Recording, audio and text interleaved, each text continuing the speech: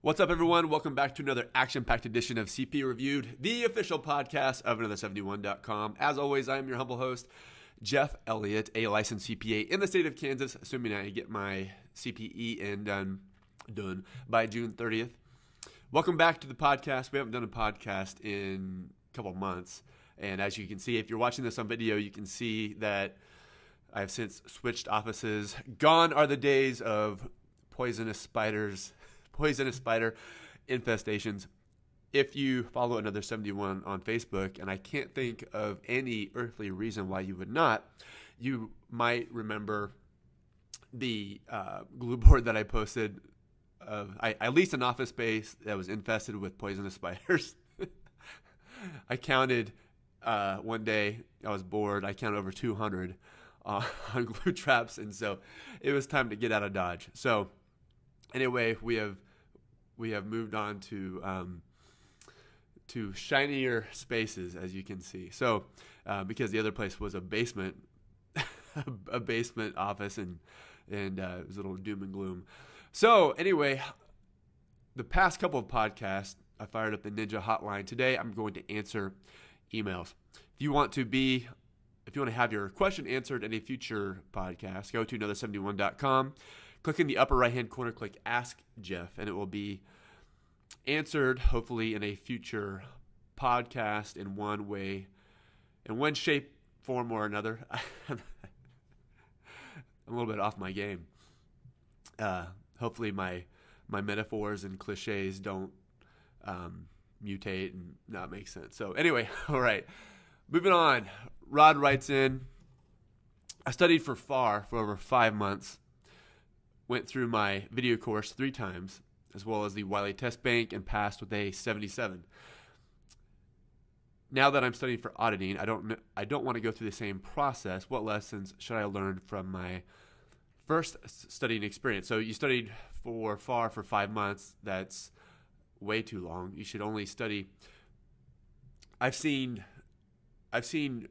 review providers give a timeline for FAR of like 3 months.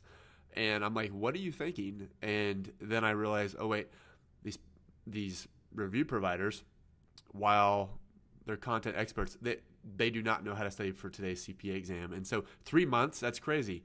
No more. You should never study for an exam more than 2 months. And the reason is because when you start chapter 1 in week 1, by the time you get to the end of month 2, unless you have, there's a great possibility that you will forget. And so you drag that on even longer into 3 months, you just start forgetting what you've learned. And if you can't study for an exam in shorter than 2 months, then something's wrong. So never study for an exam longer than 2 months. And so that was your first problem over 5 months. And you don't want to repeat that, and I don't blame you. You went through your video course 3 times. That's way too long, way too many times. You should go through your review course no more than once. Take notes. So if you follow the Ninja method, you nail the video. So you go through all of your videos and go through all of them and take notes while you do it. And so you nail your videos. You do intense notes while you watch the videos. That way you don't have to go back and rewatch the chapters. And then you do nonstop multiple choice questions. So you have your videos done, you have a nice set of notes, and then you go through the multiple choice questions. And as you go through the multiple choice questions, which are an integral part of the learning process, then you take notes over the multiple choice questions. So whatever little fact nugget they are trying to teach, or as you're going through the answer explanations, there's some fact nuggets in there as well. So why one possibility is correct and why the others are incorrect. Like, why are they incorrect? Well, there's some truthiness in there. Write that down. And then so you have this killer set of notes. You go through and rewrite your notes. And some people don't agree with that, and that's fine. It's a free country. And this is just what I think. And then so you have the killer set of notes. You've rewritten the notes, and in your final 2 weeks before your exam, you go through. You think, okay, so you're taking auditing. What am I weak on? Well, I'm really weak on internal control. Well, guess what? Breaking news. Internal control is a very important part of auditing because everything revolves around internal control. It affects everything. And so you start with your weakest topic in your multiple choice questions, whatever software you use, and you work backwards. So your weakest internal control. So you do sets of 20 multiple choice mini testlets over internal control until you're scoring in about 70 to 80% range, and do it in study mode. Never do it in exam mode. And once you score 70 to 80%, you move on to your next weakest topic, and that's how you review. And so instead of studying for 5 months, study for auditing for 6 to 7 to 8 weeks max. Alejandra writes, I've taken auditing 3 times. My scores were 70, 69, and 70. What can I do to better prepare for my retake? Well, Alejandra, I would go to another71.com and you can see the free study planner. Download the free study planner. It has the Ninja framework all laid out, and I would follow the Ninja framework. I would also download the CPA Exam Survival Guide, which I will link to below this video. And the reason why you should do that is because it lays out how to study for the exam and how to successfully study for the exam and pass. And so what I would do is I would compare what you've been doing these last 3 times for auditing and compare to what the Ninja framework says in the study planner, and it's also in the survival guide. And so compare what you're currently doing with what's in the survival guide and tweak as necessary, and both of those are free. Barbara writes, about 5 years ago, I started registering for the CPA exam and never completed my registration. A whole lot of excuses later, I'm ready to embark on this journey. Where do I begin?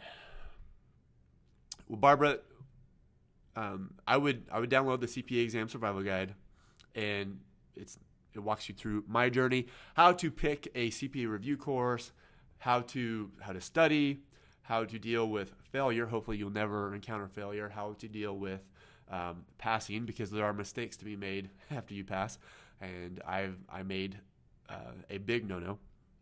So you can go to another71.com and click on CPA Exam Survival Guide, and I will link to it below this video as well. And so how do you get started? I would read that, and then that's kind of a crash course on what the CPA exam is all about, what to expect. And then, as always, there's the another71.com forum. A lot of veterans on there who have been in your shoes and have come out successfully on the other side. Ashley says, do you know if the pass rates for the exams are skewed so low because of 1, people don't study, and 2, people who graduated 30 plus years ago?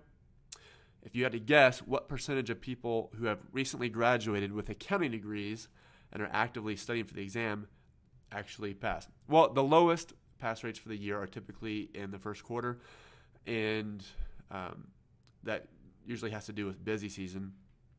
And so Q2 and Q3 have the highest pass rates of the year usually. And I think graduates fresh out of college have something to do with that, because while your undergraduate degree does not prepare you for the CPA exam, I don't care what any undergrad marketing material says, and I don't think a master's in tax and master's in accounting prepares you for the CPA exam, because they're just two different beasts. And so while those programs don't prepare you for the CPA exam per se, so someone just finished a master's course in auditing. Well, they have a great foundation to jump in and take auditing. They still need a review course, but they kind of have that momentum going because they're used to studying. They're not going to study maybe they don't study their Big Four job. They don't start the Big Four job until like September or October or something like that. So they have the whole summer to study. So they just jump in and study and pass. So it's skewed. Well, it's low. It's not skewed low. It's just it is what it is. It's between 45 and 50% ish per section. Sure, people don't pass, or people don't study and they don't pass.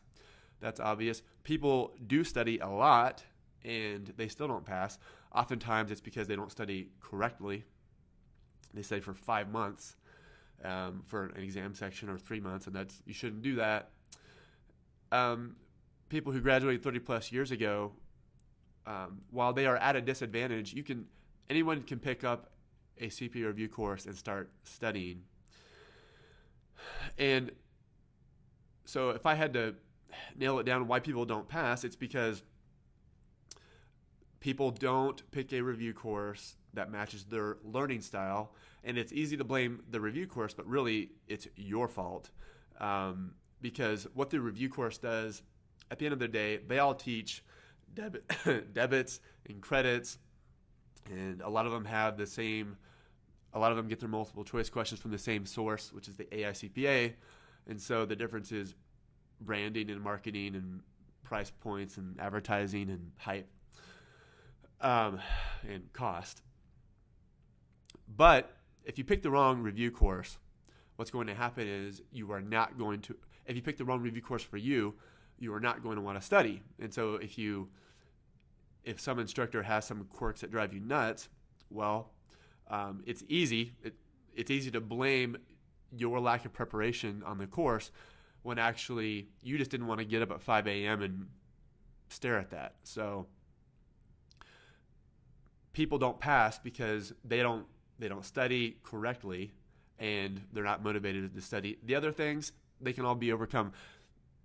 You passed, or you graduated 30 plus years ago, work harder. You didn't study. It's pretty straightforward. Carolina asks, is it possible to study day and night and pass all 4 sections in 6 weeks? Is it possible? Yes, because I've seen people at least post on the another71.com forum that they've done it. Of course, it hasn't been independently verified. But is it recommended? Absolutely not. In 6 weeks sounds like a good amount of time to take 1 section. Mike writes in, I hate my job as an auditor and have a new job offer. I don't want to leave my company hanging during busy season. Should I tell the new company I'm available in April? Well, Mike, if they have been depending on you during busy season, then you have a decision to make. But if they aren't meeting you halfway and you don't feel like they are treating you fairly, then it's fair to give them 2 weeks notice. 2 weeks notice and move on. Will they survive without you? Yes. A lot of people leave companies and think that they are more valuable than what they really are. Like, oh, they can never replace me. Yeah, they can. Yes, they can. And the company will still be in business 2 years from now when you've moved on down the road.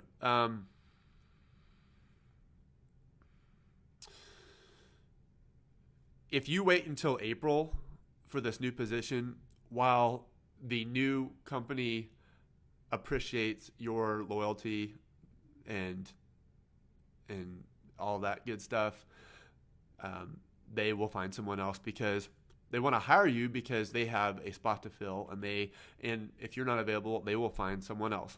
So while it's great to not leave your current company hanging, give them 2 weeks and give them 2 full weeks. Don't have senioritis, so to speak, and coast for 2 weeks.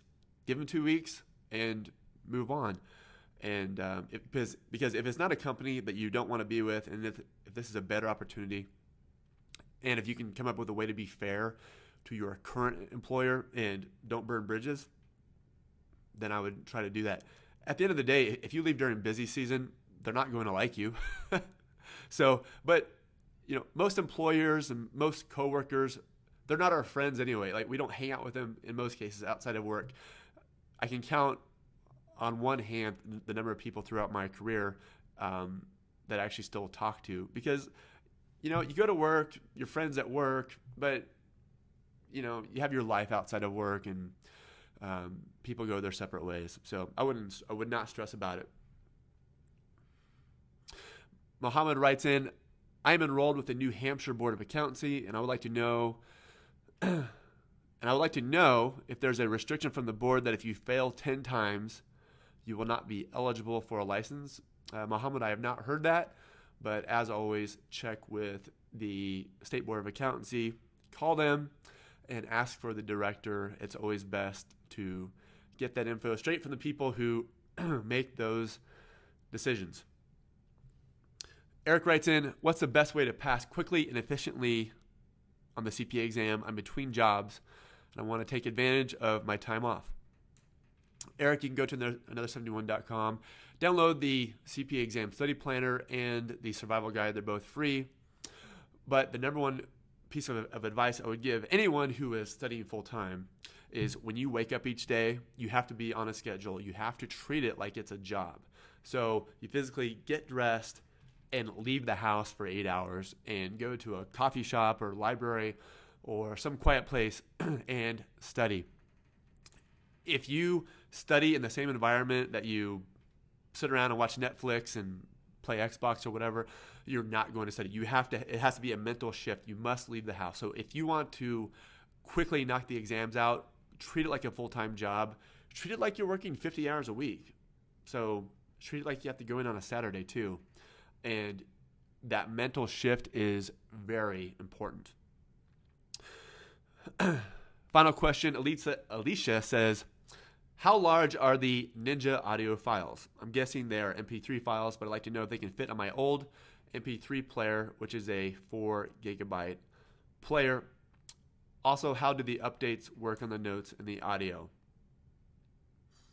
Do you have to provide copies of your failing scores to receive the updates? I'm just wondering if my exam got pushed back from 2014 into 2015. Can you help out? The Ninja Audios, they are MP3 files. All 4 sections will fit on a 4 gig MP3 player. The updates and notes for the audios are free. Most review courses say that if you buy their stuff, then you have to pay for updates. I don't do that. And I also do not make you jump through hoops and say that you improve, that you're still taking the exam or whatever. And so just email me, hey, I need an update, Jeff, and I send it to you. And yeah, free updates until you pass. So 2014, 2015 is not an issue. So yep, they will fit on any MP3 player, and assuming that you have the requisite space. Yeah, the files are under 4 gigs. So, all right, and if you want a free sample of the Ninja Audio, go to another71.com, and you'll see the free study planner. That free study planner comes with 4 chapters of audios and notes and flashcards and all sorts of goodies. You can click the link below this video, and you'll get that. Okay, everyone. Well, I hope I kind of eased back into the podcast, and hope all my systems are working properly today. And I hope this has been beneficial to you. As always, go to another71.com, click in the upper right-hand corner, click Ask Jeff, and your question will appear in a future edition of the podcast. Until the next time, take care, everyone. Be good, and I will talk to you soon.